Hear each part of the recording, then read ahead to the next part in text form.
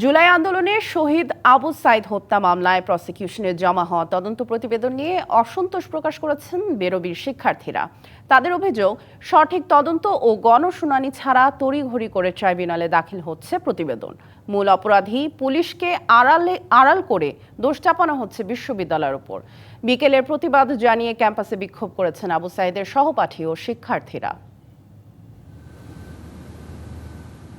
আন্তর্জাতিক অপরাধ ট্রাইব্যুনালের চেয়ারম্যানের নির্দেশ অনুযায়ী 14 জুলাই আবু সাইদ হত্যা মামলার তদন্ত প্রতিবেদন আদালতে দাখিল করতে বলা হয়েছিল, কিন্তু আগেভাগেই 24শে জুন প্রসিকিউশনে প্রতিবেদন জমা দেয় তদন্ত সংস্থা।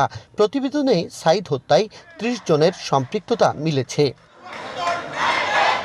এই প্রতিবেদন নিয়ে ক্ষোভ অসন্তোষ জানিয়ে আন্দোলন করছেন রংপুরের বেগম রোকেয়া বিশ্ববিদ্যালয়ের শিক্ষার্থীরা। তাদের অভিযোগ, তদন্ত প্রক্রিয়ায় গাফিলতি থাকায় প্রকৃত অভিযোগ গঠন ও ন্যায় বিচার নিয়ে সন্দিহান তারা।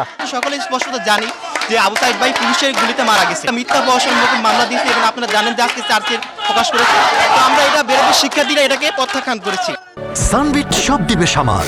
সানবিট ম্যাজিক প্রেস ডিশওয়াশিং এর মাথা ঘোরানো সলিউশন। আন্দোলনকারীরা বলছেন 23শে জুন শিক্ষার্থীদের সাথে প্রসিকিউশনের গণশুনানির কথা থাকলেও তা করা হয়নি। উল্টো রাঘব বোয়ালদের বাঁচাতে বিশ্ববিদ্যালয় প্রশাসনের উপর দায় চাপিয়ে গোজা মিলের প্রতিবেদন দাখিল করা হচ্ছে।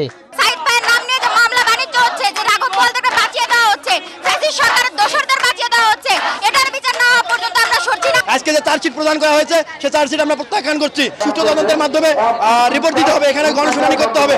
শিক্ষার্থীদের এই দাবির সাথে একাত্মতা জানান বিশ্ববিদ্যালয়ের উপাচার্যও। আমার মনে হয় শিক্ষার্থীদের দাবি, আবু সাইদ হত্যার দাবি, এটা কোনটার সাথে কোনটার কোনো ভিন্নতা নাই।